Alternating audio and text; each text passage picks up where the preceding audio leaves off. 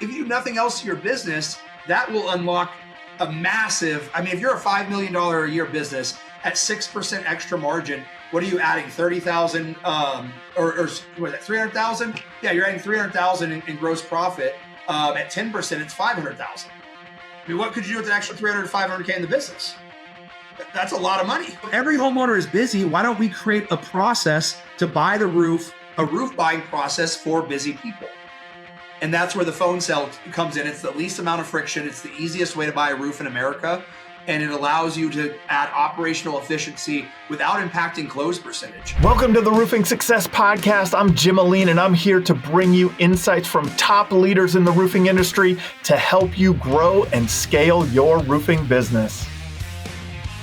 Kody Landals, the founder of Reimagine Roofing. Now reimagine your sales. A new chapter has closed. A new chapter is starting. And it's fantastic to have you back. I want to take a second before we get started here, for everyone listening. If you find value in anything that we talk about today, man, make sure you reach out to Kody, because he's available now. He's available to help you. So make sure you do that. Kody, great to have you back, man. What, for people who do listen often, and maybe this isn't their first episode, they've heard your story a little bit. What's been happening? What's the new transition? Yeah. So, was, super pumped to wrap up everything with the exit. Rolled out retail sales to all the Storm brands there, and rolled the digital sales out to the multiple brands as well, built out the contact center, and really just done everything we set out to accomplish. I'm really a builder in my mind. I'm not kind of a day-to-day operator as much.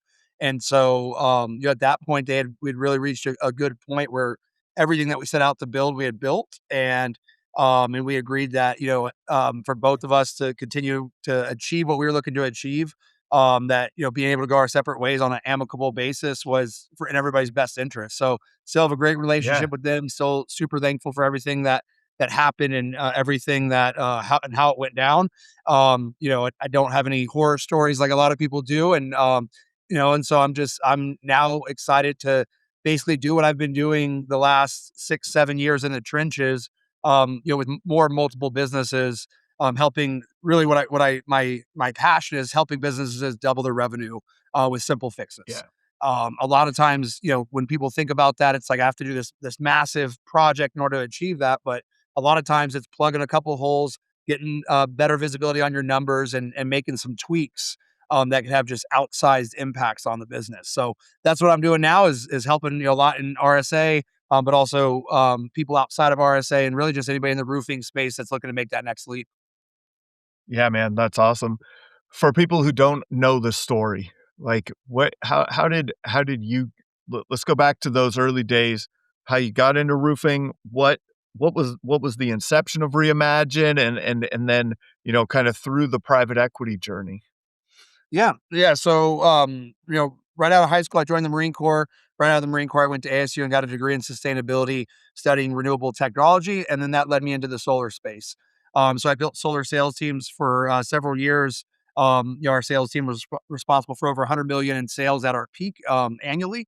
But during that process, I ran up into the same problem every single time, is there wasn't a roofing company that could handle our business across multiple states or get a roofing quote back to us in really anything under a week. And so it all came to a head. We were doing a roof in El Paso. As the regional sales manager, I was also responsible for anything pre-solar install. So I was running the roofers as well. And one of the roofers, they're about halfway through the project, sent me a text and said, "Hey, I need you to Venmo me the full amount that's going to be owed for this project, or I'm not going to finish the project." We had solar install scheduled for the next day or a couple of days after, and so I had to Venmo the guy the money. And that was kind of my breaking point. I was like, there's got to be a better way out there. I knew that if I could develop a system that solved that problem, I would have a large customer base in solar companies. And really what I was after is reoccurring revenue. It's kind of the gold standard in a business. And obviously on the residential side, it's nearly impossible. You might have some referrals, some storm business, year to year, but in reality, you can't really create a reoccurring revenue model in your typical residential profile. And so that's what I set out to do. I knew I needed to learn roofing. I had no experience in roofing. I'm scared of heights. I can barely nail two pieces of wood together. I'm not a construction guy to start. And so I joined a roofing company that was 30 years old, that I thought would have all the systems in place. And when they recruited me, what they said is that they had already a production manager, project managers, and really what they just needed was a sales manager that could lead everybody, but really grow their sales. And so I thought to myself, perfect. I mean, that is a perfect scenario. So I jumped into that. First day on the job, all 8 people left. The previous general manager went and started his own roofing company. And little did I know, they all wanted to go with him. And so I was there basically on day one.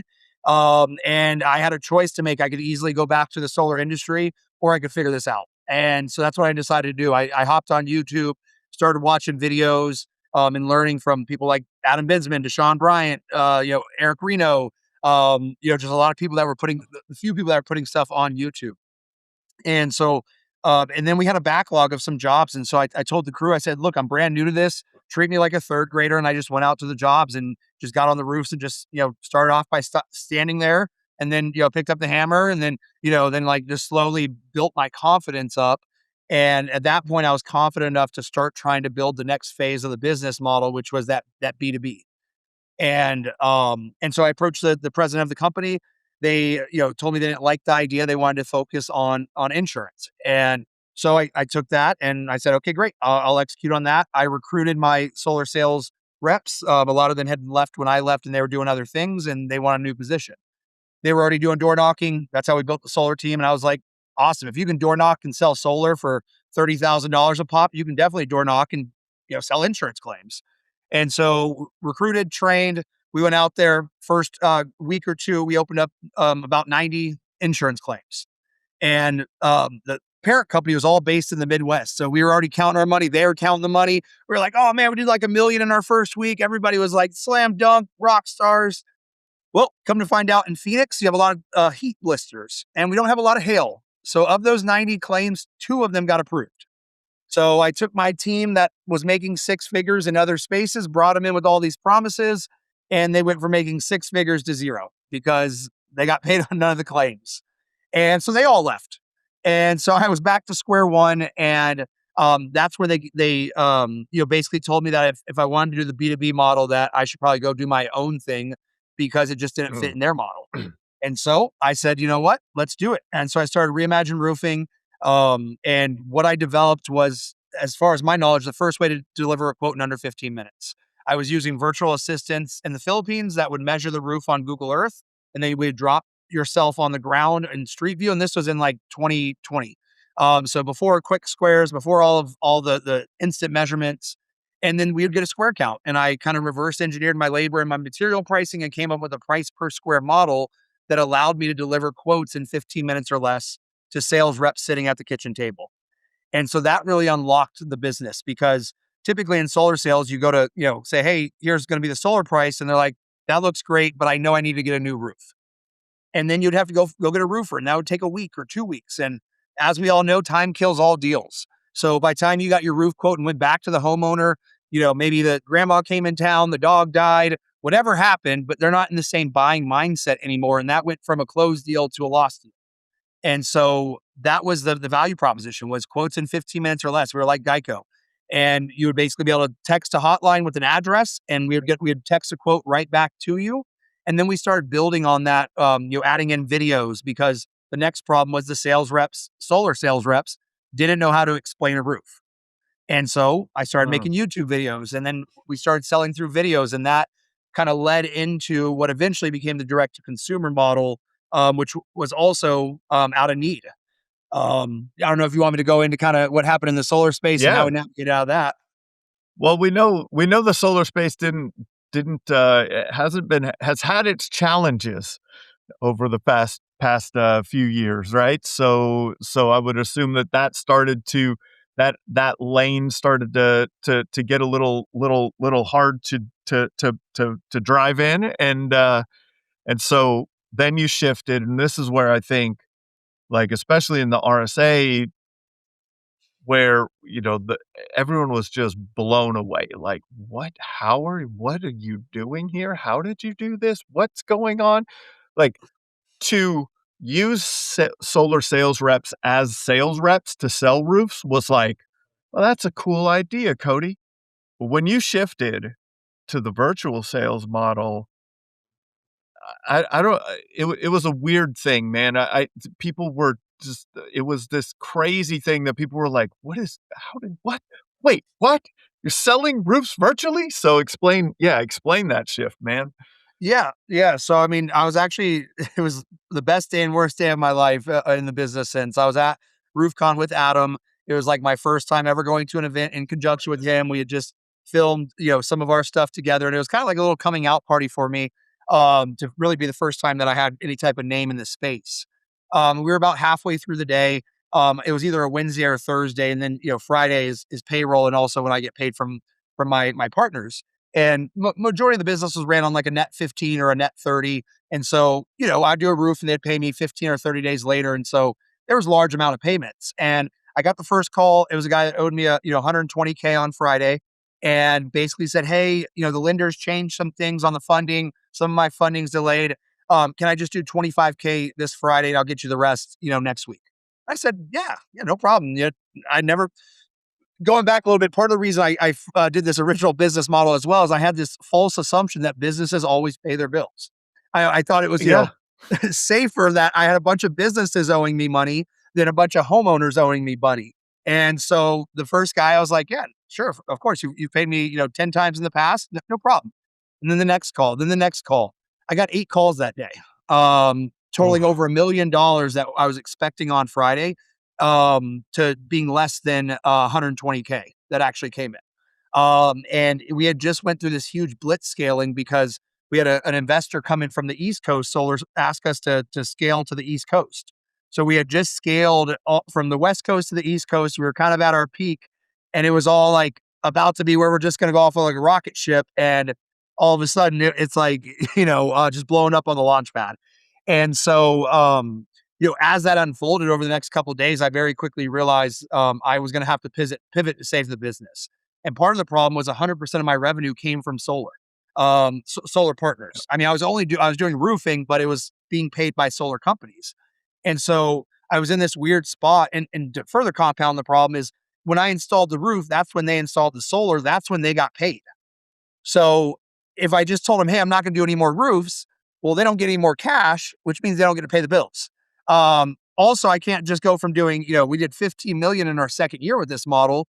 I can't just go from 15 million to zero because, I got overhead and I have all this. And so it's like, I had to navigate this of slowly working with people to pay off their bills and getting them all on credit limits and slowly teetering down that to then ramp up my direct consumer model. And so why I decided to go with the digital sales model was a couple things. One was operational and cash. I didn't have to hire a bunch of people. One digital phone sales rep can take 10 to 12 appointments a day versus 3 or 4. So right off the bat, you're looking at a 3 or 4x multiple on appointment load. Number two, I knew that if you were willing to buy a roof from a solar sales rep that knew nothing with just a couple videos and my online presence, then you're definitely willing to buy a roof over the phone with somebody that does know something. So right off the bat, we're already delivering more information, even though now it's over the phone versus in person. And then as I just thought about it, did some research on it, just really clicked that more and more buyers want to buy with less and less interaction. If you look at something like Zappos, it seems insane to think that you could buy shoes without trying them on. Like how? Like, I mean, you literally got to walk in them. I can't tell you the last time I tried on a pair of shoes before I bought them. Now it seems insane that I would go in somewhere and try on a pair of shoes. Like that's, and that only happened in 20 years? Yeah. Cars, I just bought a new car. I pretty much had found the one I was going to buy, and then I drove it just to make sure it drove, but I didn't go test drive 10 cars and pick the one I wanted to buy. And so more and more homeowners need less and less actual interaction. They feel more confident watching a video, reading an article, et cetera, learning on their own.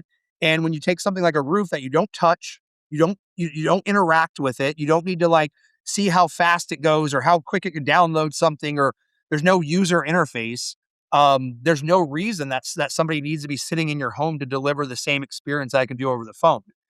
And then you further compound that with homeowners in general, where I don't think I've met a homeowner that's not busy. I always say that, people always like, you're right. Every single homeowner I meet in the world is busy. And so if every homeowner is busy, why don't we create a process to buy the roof, a roof buying process for busy people? And that's where the phone sale comes in. It's the least amount of friction. It's the easiest way to buy a roof in America. And it allows you to add operational efficiency without impacting close percentage. Our average close percentage was 34% in the last 90 days before I left Reimagine. So, I mean, yeah, you can maybe drive that to 41% or 42. And I always say, if I had to close one roof with my life dependent on it, I'm going in person.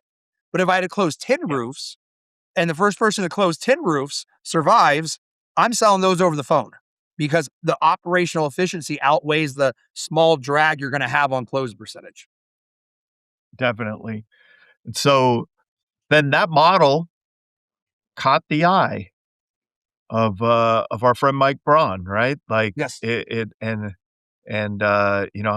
and I think you developed, Mike's been around the RSA and RSRA and things like that, and around our friends for a long time, and so then you went on a journey with that, right? Like what was the just briefly, what was the PE journey, right? So now it was like, wow, look at that. You're doing something different. That's very interesting. That's very attractive from private equity, right? So Yeah.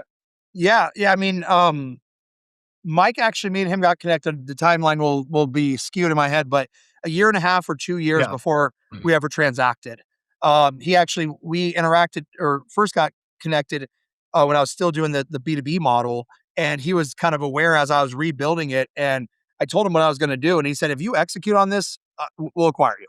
yeah, And that was like 2 years before I executed on it. Everybody else I spoke to really didn't have as much of a vision on it. They were like, "Okay, that's cool. What's your EBITDA?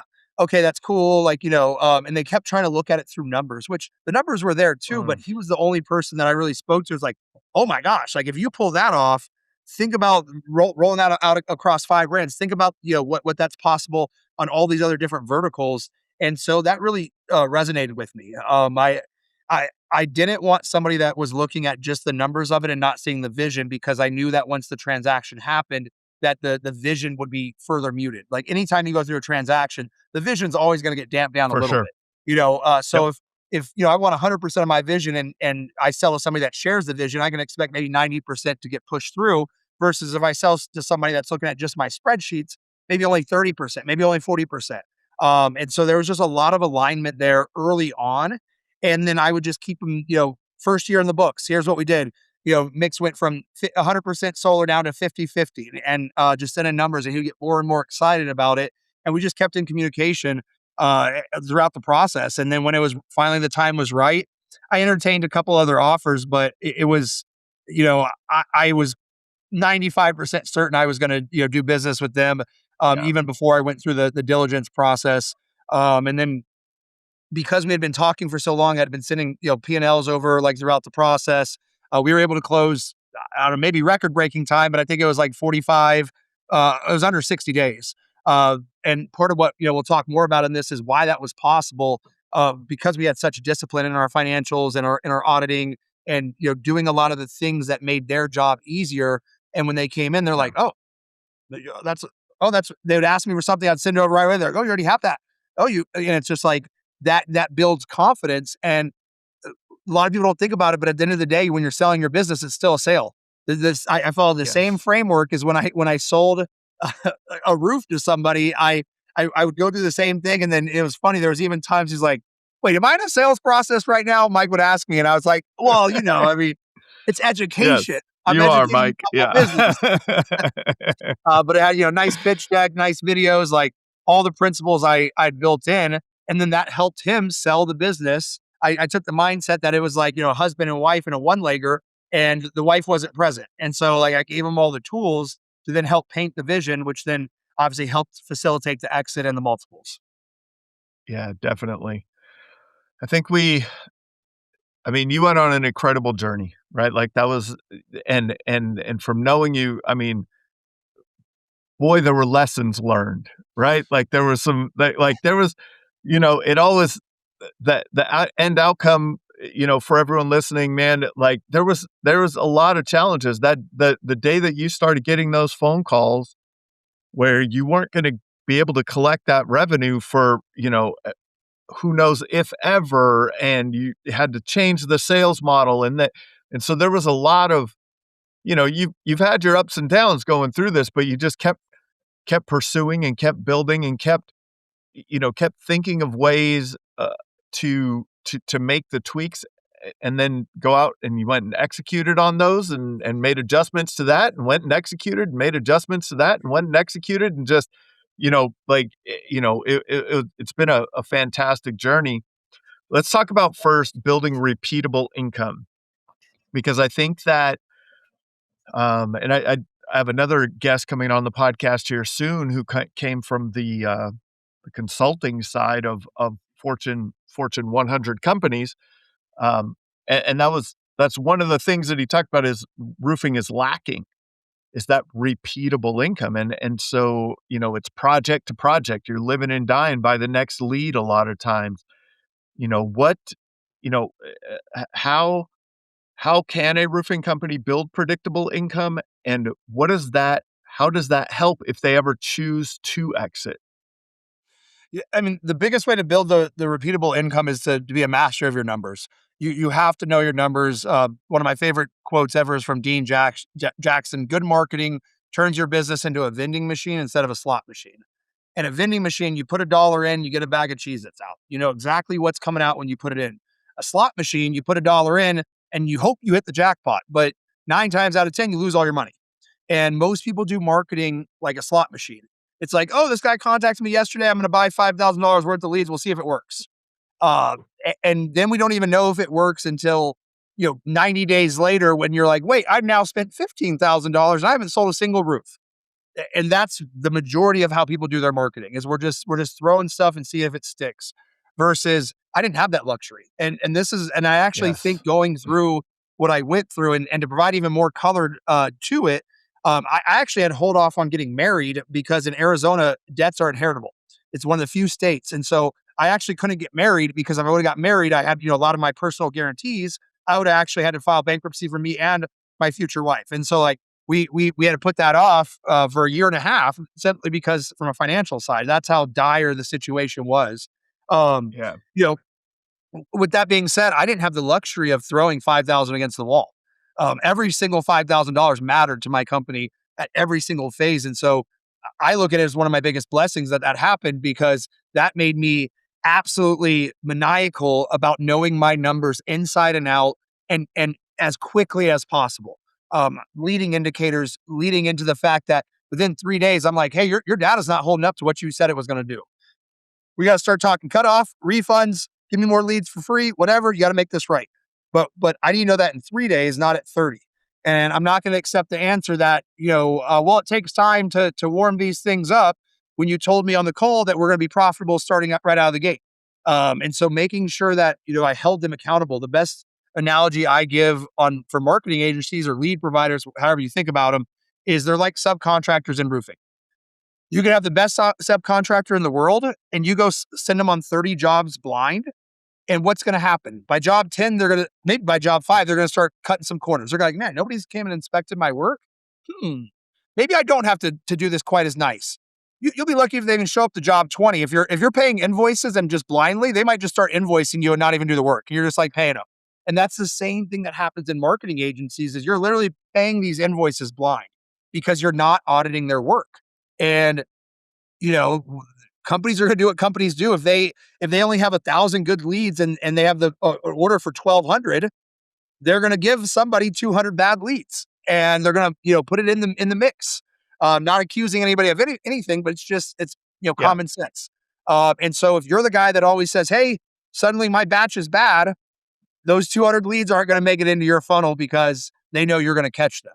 Just like with crews, if you're doing a final inspection, doing your job checks, you're being present with it, they're a lot less likely not to do a good cleanup, because you know that, or they know that you're going to deduct your invoice, or that you're going to call them out on it, whatever, but they know you're going to catch it. And so they're going to do what humans do, which is, do enough to make sure that they get the job done. And if you're not checking it, that's basically nothing in the marketing space. Yeah, for sure.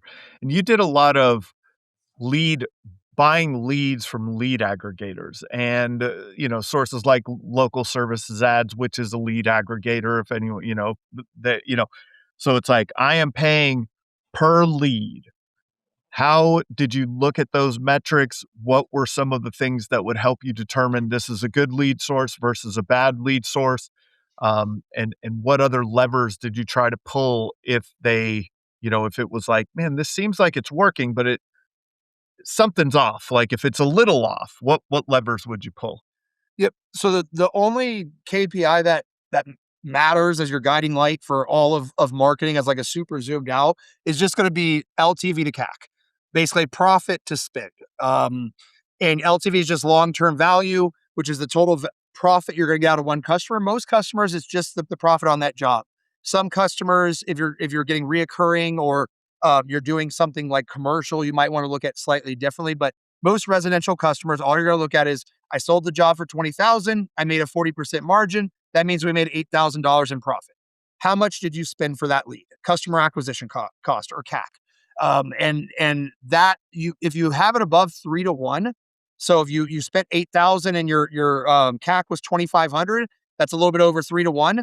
That means you are printing money, and continue to put more money on that as much as you can until you can't put any more money there. That's one of the other big mistakes I see in a lot of, as I talk to more businesses. It's like, we look at some of the metrics and it's like, this lead provider, we're spending $5,000 worth of getting a 5x ROI. And this guy, I'm spending 5,000 getting a 2x. It's like, hey, can we just stop spending 5,000 here and move it to the one that's getting 5? And they're like, yeah, great. Well, we just added a ton of money to the business, but understanding that as the very zoomed out one is just profit to CAC. And then the other metrics you look at throughout there, it will depend on the size of the business and the infrastructure of the business. Like, we built a call center. So in a call center, we have the infrastructure to call somebody 12 times in order to set the appointment. If it's, you have 4 employees and you don't have that infrastructure, you should not be buying those same kind of leads. And a lot of people ask, like, what should a lead cost? It all depends. If someone could told me that they could give me a guaranteed metal roofing lead signed deal for $10,000 per lead, would I pay it? Depends. If the average ticket price is $100,000 and I'm running a 40% margin, that means I'm paying $40,000, or I'm paying $10,000 to make $40,000. That's a 4-to-1. I will pay that all day. So is $10,000 too much for a lead? Not in that scenario. And so that's all you have to kind of look at is how it funnels down. And you buy your lead originally. Your first key KPI is going to be set percentage. So if you buy 100 leads, you can even go further back and say connect, how many people answer the phone if you're running a call center. But set percentage will be your first one, or contact rate, whatever you want to think about it. But basically, you get 100 leads. How many people do you actually talk to? And they agree to set an appointment. So you buy 150 of those, then set an appointment. That would be your set rate. And then you have 50 appointments, and then how many of those actually allow you to do your presentation or your demo? So let's say of those 50, 30 of them don't no-show you. Okay, 30 divided by 50 is a 60% demo rate. And so then you have now 30 demos, and from of that demos, how many did you sell? That would be your close rate, and you want to measure those, because then what it will determine is, if your set rate is low, then we need to work with the person doing the setting. Also, the demo rate would go into that same bucket, versus close rate could be, a sales process, a sales system issue that we need to address that way. So those are the kind of the key metrics, and you can parse those even further, but that's more if you're going to be running it in like a contact center setting. So those are the kind of the broad brush strokes on it. There's always ways to parse it further for everyone listening, right? Like, and I think that's what becomes overwhelming when people start to measure everything, right? They look at what they need to measure and they're like, I need to measure all of this. It's like, no, we gotta start by measuring just these couple of things. Like, just start measuring these couple of things. And then once you get those, then then you can start to have an even like measure even more, more things. Like you have a connect percentage, but now what's your speed to lead percentage, or what's your, how many, frequency of outreach and all those types of things that you said, like up to 12 times, or like, did we get to 12 in the time frame that we want, that we expect to help increase that set rate? And you could keep going like on everything, right? Like you could just continue to go, and then you could go down to the rep and down to the, and compare and contrast and all of the things. But man, keep those simple to begin with would be my opinion. I would think you think the same way, because you got to know those big ones, and the ones that you said are connect percentage. How many leads are we actually getting a hold of? Set percentage, how many appointments got set? Demo percentage, so how many shows were there? How many shows versus no shows on those appointments? And then close percentage. And we're just looking at that. And then we're measuring, what did we spend? What did we make? And if it's 3 to 1, you're talking about on the make, when you're talking about profit, I'm assuming you're talking about gross profit on that. Yep. In Gross your profit measurement, with right? commission. Yeah, with commission. Gross profit with commission. So Yep. Gross profit with commission is what you're measuring your customer acquisition cost against. If that is 3 to 1 or greater, keep going. Yep. And if it's Right? 2 to 1, Before we carry on with the episode, let's give a shout out to one of our sponsors. Roofers, let's get real. You're great at building roofs, but are you great at building a steady stream of leads? That's where Job Nimbus Marketing comes in. They know the roofing industry inside and out, and they'll help you dominate Google, Facebook, reputation management, and everything in between. If you want more quality leads, more booked jobs, and more growth, visit the link in the description or the sponsors page on the Roofing Success Podcast website. I talk to contractors every day that feel stuck. Not because they're not working hard, but because they're missing the structure to growth without chaos. Or their culture's falling apart because their team's unclear, unaligned, or just burned out. And when change hits, they're reacting instead of leading because time and priorities aren't under their control. Day 41 Thrive helps to fix that with proven strategies for growth, culture, and leadership that actually work. Ready to thrive beyond the storm? Visit the link in the description or visit the Roofing Success Podcast website on the sponsors page to start your journey today. If you're running roofing crews, you know the Friday afternoon headache. You're stuck chasing down crumpled gas receipts, wondering why the fuel bill is $400 higher than it should be this week. Check out our sponsor, Coast. Coast is perfect for the roofing business owner who's tired of pin sharing and gas station detours. Since it's a Visa, your guys can stop anywhere Visa is accepted, choosing the most efficient route so no more driving 5 miles out of the way just to find a specific brand of pump while the sun is burning daylight. Click the link in the description to get started with Coast today. The Coast Visa commercial credit card is issued by Celtic Bank, subject to credit approval. Results may vary. Gross profit with commission is what you're measuring your customer acquisition cost against. If that is 3 to 1 or greater, keep going. Yep. And if it's Right? 2 to 1, you can survive on 2 to 1. Like if it's 2 to 1, we don't kill it tomorrow. Then we look at those other KPIs and be like, how can we improve these? Because we're still, doubling our money, but you start to suck some cash out of the business if you're only at 2 to 1. You can't scale a business that way. But if it's 2-week-old lead source at 2 to 1, like, okay, we can keep trying it, maybe get it to 2.5, start seeing some improvements. But anything's above 3 to 1, like back up the Brinks truck and just give them all your money. And then as you're looking at this metric, I think that this starts to give you insight, right? Or at least these simple metrics, you're starting to get some insight into, okay, we're at 2.3 to 1 right now, right? Or, like we can make this work but we're not really doing, we're not like, okay, so how can we improve? Okay, well, let's look at the sales reps. Are they well trained? Are they doing well? Is this sales rep closing at 43% and this rep closing at 23%, and we're giving them both leads equally, and we're losing money giving one person leads, right? Like what? So you could start to kind of, as you start getting that data, you guys could start to really dial that in over time. The phone answer to me, I've been harping on this one this year a lot, Kody, is like that. And that to me is the most overlooked lever in not just roofing companies, in any company.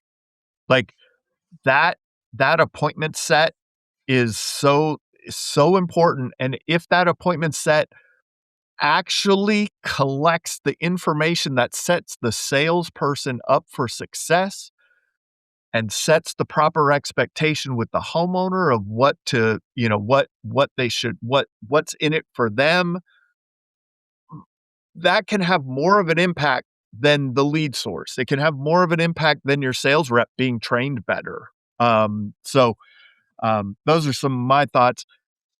In that, you really keep your financials tight. And if you have any other comments on that, go ahead. But like, Yeah. I just two quick comments. One, yeah, for people that feel like the KPIs might be overwhelming, I start at the biggest KPI and work my way backwards. Meaning, it's very easy to calculate your LTV to CAC for any lead source. All you got to do is look at last month. How much did you spend with Facebook? Okay, great.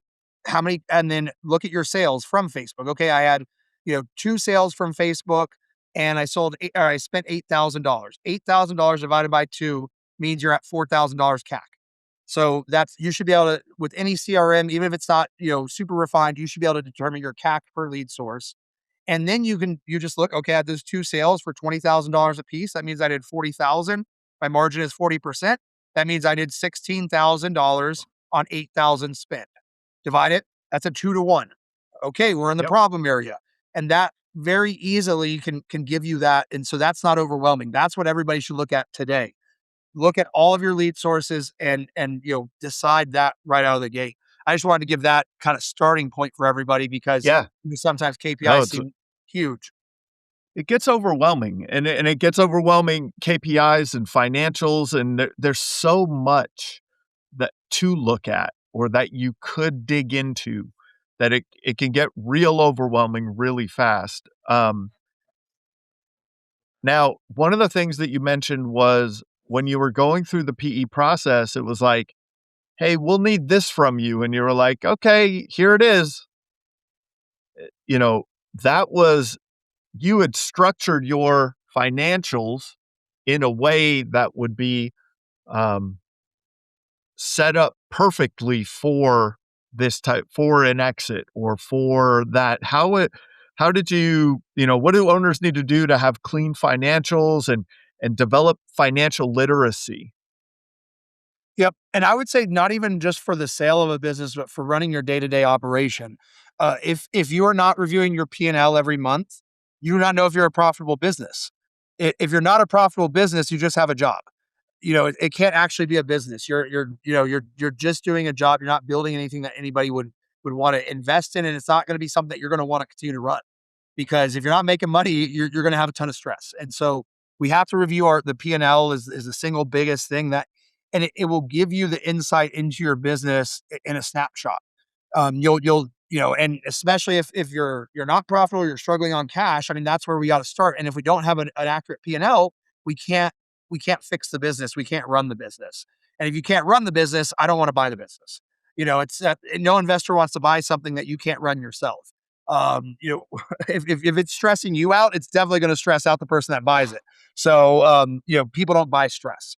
And so, P&L, single biggest thing that you should be, looking at on a monthly basis. And I highly recommend that you move to accrual instead of cash. Cash is easier. Cash is what a lot of people are on, but accrual is the only thing that's going to be investable in.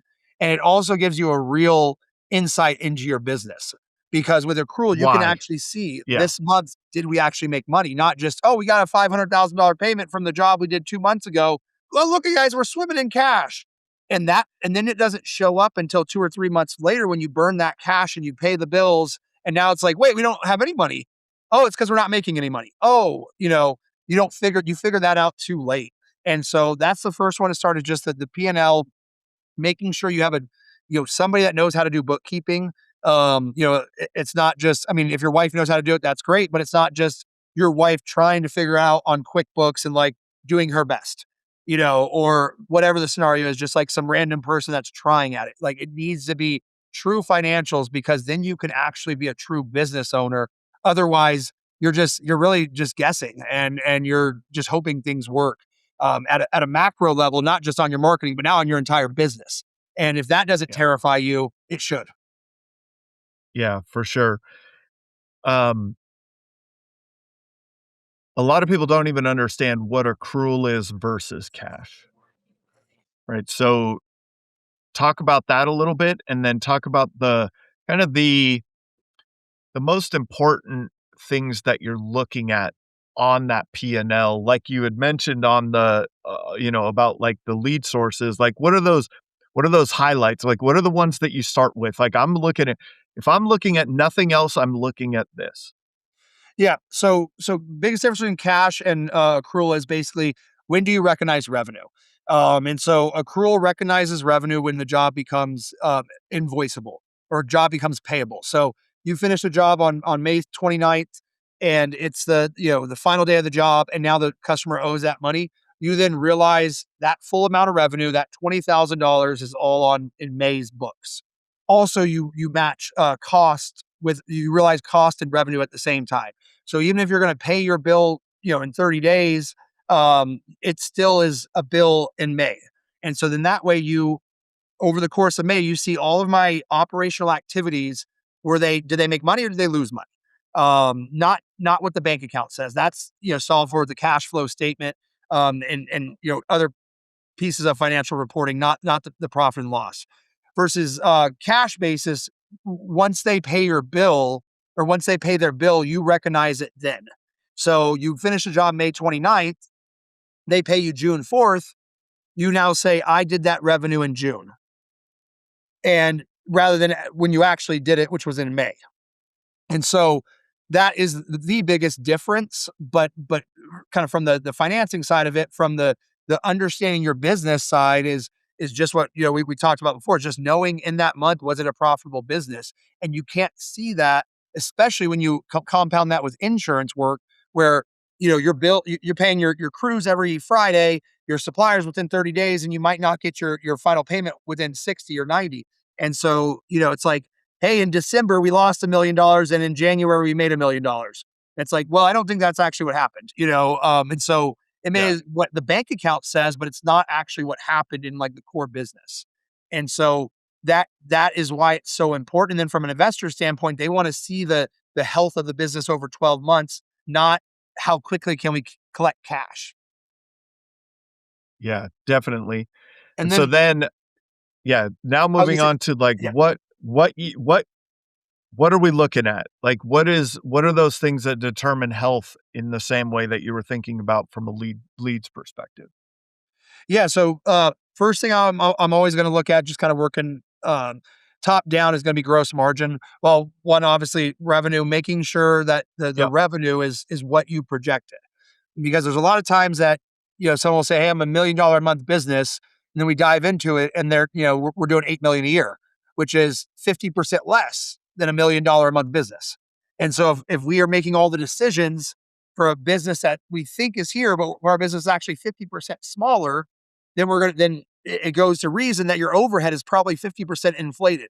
All of everything you're spending is probably overinflated by 50%, which then makes your business not profitable because your revenue isn't matching your expenses.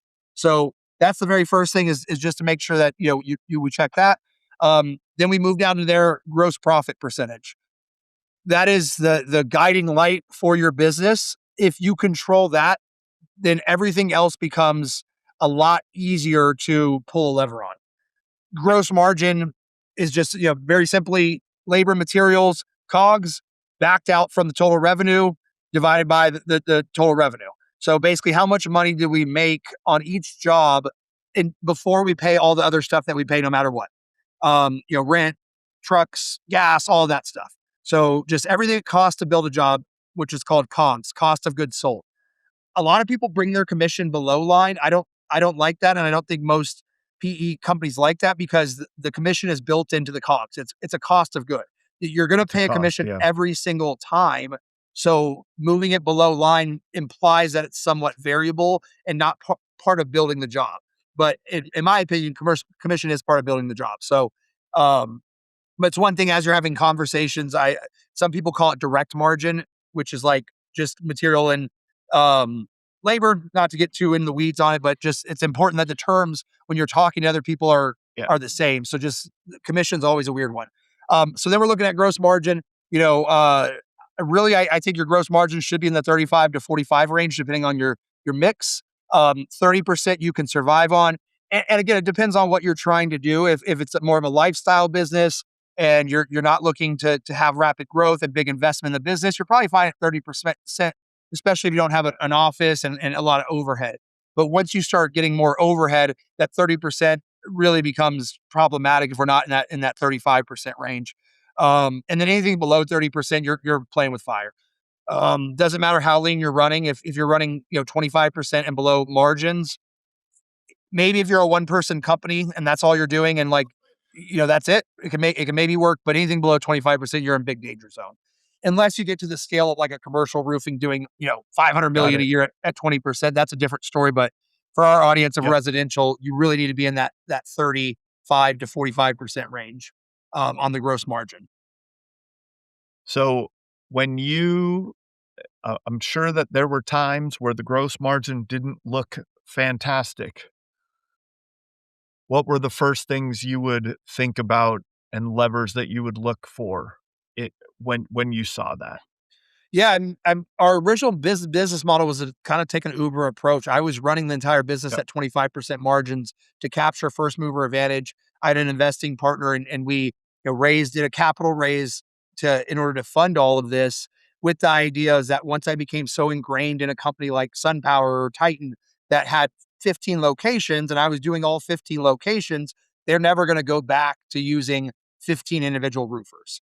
Unfortunately, right as we were about to crank that margin up is when everything kind of imploded. And so we didn't have the benefit of doing that. But really, there's only a couple levers there's really only 4 levers to pull. And I would say only really 3 is you can either increase your sale price, which I would encourage everybody to do. I don't even need to know your pricing. I encourage you to increase your pricing today, because there's a 99% chance that you'll increase your pricing and you'll have probably no impact to close. And in fact, sometimes you might even have an improvement to close because most people underprice what the market will bear. And what I have found with our sales is that if you're going to make a 20-year investment, which a roof is, it doesn't matter if it's $21,000 or $23,000. If you get the warm and fuzzies about me and you think I am the right person to do it in the right company, you're willing to pay 23 versus 21. Or we might start at 23 and you negotiate me down to 22. But that small amount, $1 to $3 grand, is not going to differentiate who you choose if I do a good enough job of building value. So that's the first lever, the lever I always encourage everybody, and just work, just measure it. Maybe do a 3% price increase today, and see what happens to close. Nothing happens. All right, cool. Let's do another 3%. And see what you can do. And one thing I always encourage people is don't increase prices just to increase prices. Increase prices with additional value added. So maybe increase pricing and add in 5 sheets of free plywood. That gives more value and has less change orders. So that way, when we have 2 sheets of plywood, we don't have to go to a change order, and we increase the customer experience. But that 3% price increase covers the margin. So get creative with how we increase prices by delivering more value as well. So that's the one lever. That's the easiest one. Really, the only other 3 levers are bringing down your costs, which are material, labors, and commission. I don't think commission is something you'll bring down today. That being said, I do think in a lot of spaces, companies are overpaying commission, particularly like in the 10-50-50 model, and where we're treating our team members as fellow business owners, and they're getting all the benefits and none of the risk. If I can't pay the ABC bill, is Bob going to chip in 50% on it? If I go bankrupt and I have to go file personal bankruptcy because I got all these personal guarantees. Is Bob going to file bankruptcy with me? When I get sued, are we suing Bob as well? Or is it all, am I taking all the risk and we're splitting all the profit? That seems like an imbalance to me. And it works for some people. And I'm not saying change today, but to me, that seems like just on paper, an imbalance. So you can reduce commissions, which again is not going to be popular, not something you can do today. And so the other two things you can do is reduce material or reduce labor. And I think there is opportunity there. I think there's opportunity on the material side to, especially right now when you're coming off a down year, for all roofing companies in general, is the suppliers are hungry, and when you're hungry, what do? If a homeowner says, "Hey, I'll do that roof for $2,000 less," and you haven't had a roof in a week, probably doing that roof, right? It's like we want to keep margins, but I also got to keep my guys busy. And so if we're in a situation right now where all of people that we're customers to, our suppliers, are hungry, when's the last time you had conversations with some of the competitors? Or when the last time you went back to your supplier and be like, "Hey man, I'm getting killed on price. Can you help me out?" And even if it's a 3 or 4 or 5% reduction on material or something you can negotiate, that drops straight to the bottom line. That goes straight to your total net profit and obviously increases gross margin. Same thing with crews. A lot of areas I was working, crews are hungry too. They're desperate too. So can we pick up $5 a square? Can we pick up, maybe don't charge me for flashing and only do square pricing, whatever. But right now everybody's hungry. Right now everybody's a little bit desperate. And so you're in a position of power. Let's have these negotiations and let's see if we can bring down cost 3 to 5% and increase sales ticket price 3 to 5%. Now we just added 6 to 10% to the margin. I mean, that if you do nothing else to your business, that will unlock a massive. I mean, if you're a $5 million a year business at 6% extra margin, what are you adding? 30,000 or what is that? 300,000? Yeah, you're adding 300,000 in gross profit. At 10%, it's 500,000. I mean, what could you do with an extra 300 to 500K in the business? That's a lot of money. And that's just a couple levers to pull. And you won't know that unless you know your gross margin. Could buy a big truck, Kody. I could buy a nice big truck. Yeah. But that's where I've had that conversation so many times over the years of like, well, where do I get my marketing budget from? Well, yep. Over here, your profit margin, like that you get it from your margin. You're not priced properly to execute on your business in an efficient way. And so and I think you talked to a lot of the we coach in the RSA together, and we talk to a lot of the same companies. And why do people push back so hard on raising their price? Like, what is that fear, man? Like, it is, I hear it too much, but in my city, it's this per square, and that, like, we can't do it. And then a private equity company or a big national brand comes into town, and they're selling at $1,200 a square, and they're selling way more than you. And you're like, what just happened? Yeah. Why do you think that is, man? Where's that head trash? What's the head trash there? They're selling to themselves. And I think a lot of people are worried that one, the person that they're going to talk to is going to think they're ripping them off. I think that's the single biggest thing. And they're not putting the added value in there as well. Because they deep down think I'm ripping them off because I could do this job for 30% margin. And you know what? Like, I've been doing it for 30% margin. I can pay the bills. Yeah, it's stressful. I'm making a decent living. Like, this person's worse off than me, or something along those lines of like that kind of narrative. And that's when you do a price increase without additional value. And that's why I kind of talked about that earlier, is it gets over that psychological aspect. And also we think all of the buyers are ourselves. And that's one of the biggest mistakes, is that most people are not going to buy like you buy, especially as a business owner. Just you being a business owner alone is going to make you think differently. You're constantly thinking about profit. You're constantly thinking about, what is their margins over there? What are they making on me? And like, I get in that rut sometimes when I'm like trying to pick a new thing. Like, it's like, man, they're making like 60% margins on this. And it's just like, even though the price is only like $500, I'm like, man, this guy's making a killing. Maybe I should go start that business myself. Like, And it's, I Yeah. have to stop myself sometimes and just buy the product that is a great product, even if they're making a killing on it. And so I think that's the biggest mental hurdle, is that they're selling to themselves and they think I would never buy a roof at 45% margin.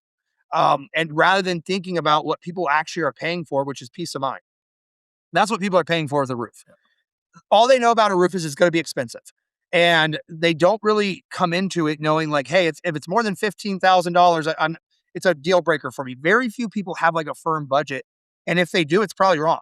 And it's probably because they found it on Google and Google said, roofs can be $300 a square, and like, they're like, okay, well, Yeah. and they took the square footage of their house and they're like, okay, my house is 220 squares and it says 300. So it should be $6,000. Like, it's very rare you're going to find somebody that is going to know exactly what they think the roof should be. And so I think that's the biggest mental block, is they think that they can survive doing it. But I would challenge them, and how I transitioned is are you going to just survive, or are you going to thrive? And if you're just going to survive, then keep running your business at 30% margin, but understand the cost. The cost is, one, stress. Two, how much can you actually deliver to the customer? Because now you have to do a 4 sheet plywood change order because you don't have enough margin in the job.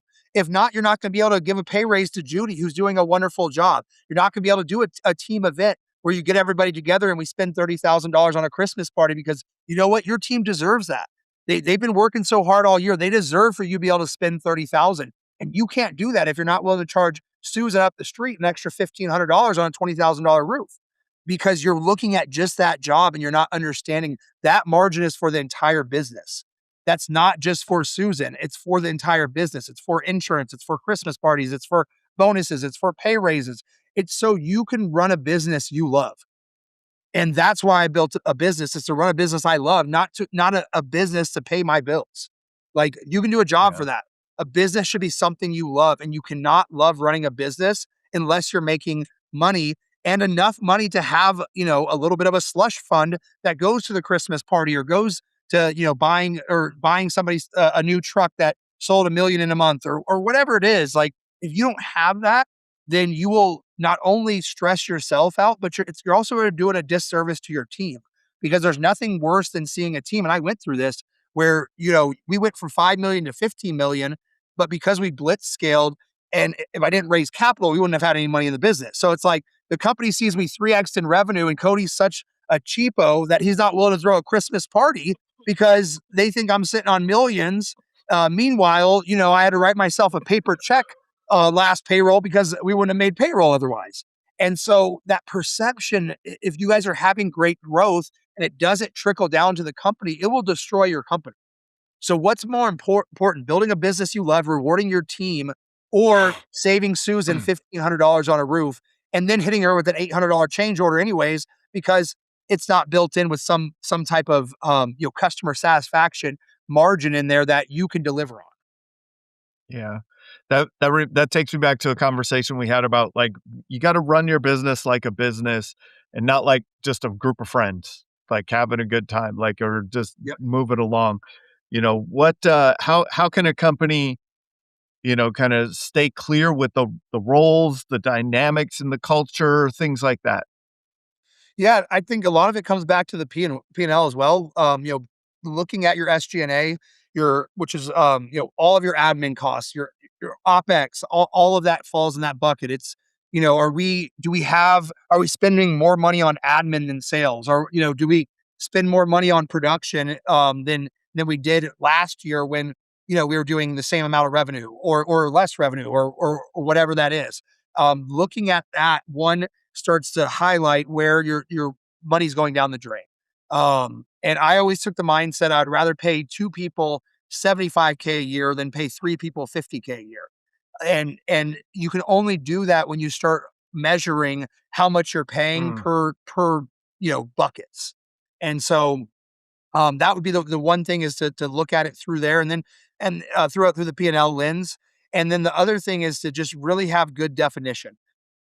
If you're going to have people in the business that you care about outside of the business, one, anytime there's an age-old saying, I always try to give it as much respect as possible, which is, never mix friends in business. I didn't do that to start. I am doing that now. And I will always do that moving forward, because anything that's a saying as old as time has a lot of truth to it. And it becomes very difficult if you're managing people emotionally instead of logically. And so what you have to do is you have to give clear definitions of what their roles and responsibility are. That way you remove all emotion out of it. And then as you give direction, you give very clear direction. And with that direction, it's here's what needs to be accomplished. Here's where it needs to be accomplished by. And sometimes you need to say, hey, how it's going to be accomplished, and et cetera. But also you just make that very simple. And then anytime you provide constructive criticism back, it goes, hey, we agreed on, Monday the 1st that you're going to have this done by Wednesday the 3rd. It's now Wednesday the 3rd and it's not done. Okay, so you failed. So now moving forward, you were going to do X, Y, and Z by, ABC date, or this punishment's going to happen. And then you come back on Friday and they didn't achieve it again. It's like, okay, we said on Wednesday, if you don't achieve this, you are now going to get it put on a performance improvement plan, or you're now going to be, whatever, demoted or whatever it is. But you don't have to, there's no emotion there. It's like, we agreed to this on Wednesday. Today's Friday. You didn't do it. What should I do? What do I have to do as a good leader? I have to be a man of my word. So now I am demoting you. And now you have next week, if you don't make at least 20 calls a day, every day, you're going to be terminated. Come to the end of the week, on Tuesday, they made 17 calls. We pull it up. We say, hey, right here, is there any reason you weren't able to make 20 calls that I should know about that you didn't tell me? No.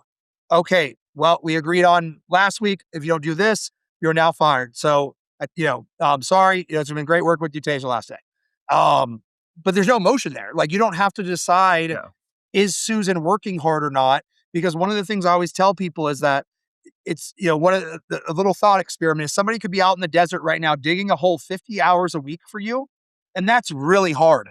They are busting their butt. But guess what? What does that do for the business? Nothing. So yes, they are working hard, but it's not helping us. And so that's one of the biggest things that we convolute in a business, is that Bob is working really, really hard. I see that he's putting in a lot of hours. I see that he's updating the CRM late at night. But is that maybe because Bob wasn't following the system and updating the CRM in real time? Is maybe he's working 70 hours because he's not doing his job good in 40 hours. And so don't ever convolute hard work and long hours with productive work. They're two wildly different things. And once you understand that and you create those measurables of what needs to be done, you make it black and white with a clear punishment.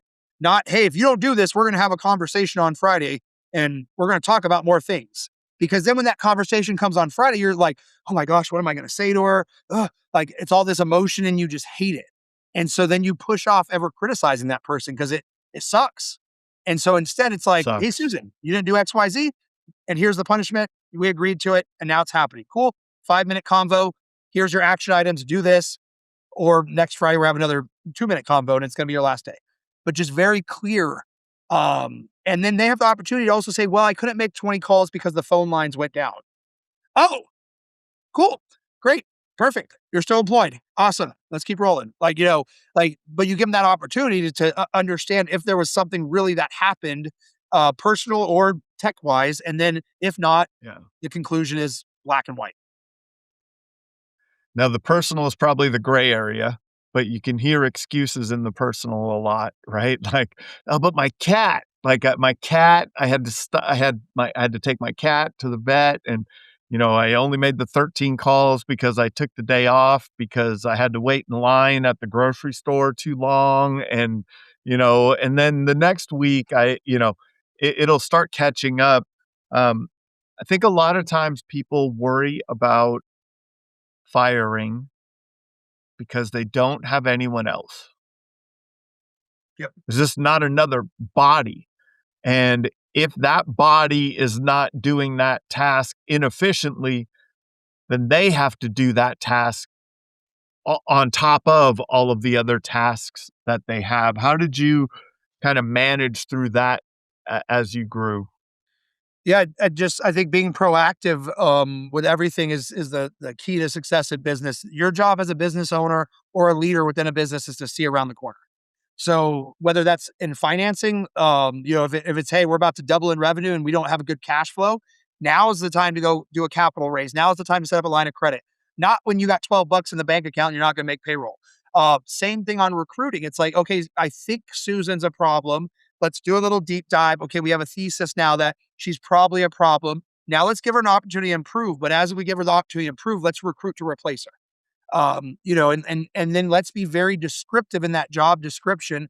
One, starting it out with your voice of like, hey, I'm Kody Landals, and describing what you want, and then giving the true actionable items of what you're going to be required to do. And that is one of the biggest mistakes, that people don't put enough good time into a job description, in both like for recruiting, but also for what you actually are going to expect them to do, and then hold them to that. You have too much job creep in a lot of situations that, they start off as answering the phones, and then within a week they're out there doing roof inspections. And you're like, well, you're not very good at roof inspections. It's like, well, I don't want to do roof inspections. I wanted to answer the phone. And I see it a lot with repurposing people as well. I try to really, really push people not to just take Susan from the office manager and make her the production manager because she's not doing good at the office manager, and let's try her out over here. Very, very, very, very rarely works. And if you're going to do that approach, then you need to interview her for it while also interviewing other candidates. So if you're going to make a lateral move, okay, fine. But she needs to interview for it, and you need to interview at least 2 or 3 other people to see, like, are you now hurting this other position by slotting it in here just because she's nice and you went to high school with her? And that's a big mistake. So having clarity on what the roles are, what success and failure looks like. If it's like project manager, updates on every single job, every single day, within 15 minutes of your site visit. That's black and white. That can either be yes or no. That's really what you need to get to. Nothing should ever be, am I doing a good job? It should be yes or no. Are they doing X? Are they doing Y in a set amount of time period, or a set, speed? Like if she's responsible for calling leads, is she calling all leads within 15 minutes, from 8 to 5 when she's on the clock? How can we measure it? Okay, cool. We can measure it. Boom. She doesn't do it. We show her the data, start doing it. She still doesn't do it. Then it's just progressing from there. So having very clear, defined, am I being successful at this job? Yes or no, with things that are black and white.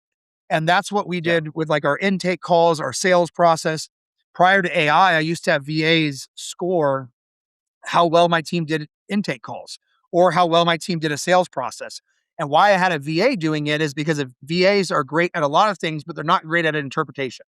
They don't want to interpret. They want to do black and white. So I had to create a scorecard that a VA that knows nothing about my business, which then you can compound with, an AI is just a replacement for that knows a little bit about your business. But I had to create a scorecard that, it was, one of the things is, did they say thank you when they answer the call? Like, thank you for calling Reimagine. They either got 2 points or 0 points. It wasn't like, did they sound cheerful? Well, what is cheerful? I don't know. It depends if you're asking me or you're asking, somebody else. And so like breaking everything down into a yes or no, or a 0 to 10, or how many missed calls, or just all data. That's the key, is everything's data driven for all the decisions you're making in the business, including your personnel. Yeah, it clears up a lot from what's actually happening in your business and helps you make better decisions. If you want Kody to help you make better decisions, we'll have the link to his new website in the description here, man. It's always a pleasure. This has been another episode of the Roofing Success Podcast. Thank you for tuning into the Roofing Success Podcast. For more valuable content, visit roofingsuccesspodcast.com.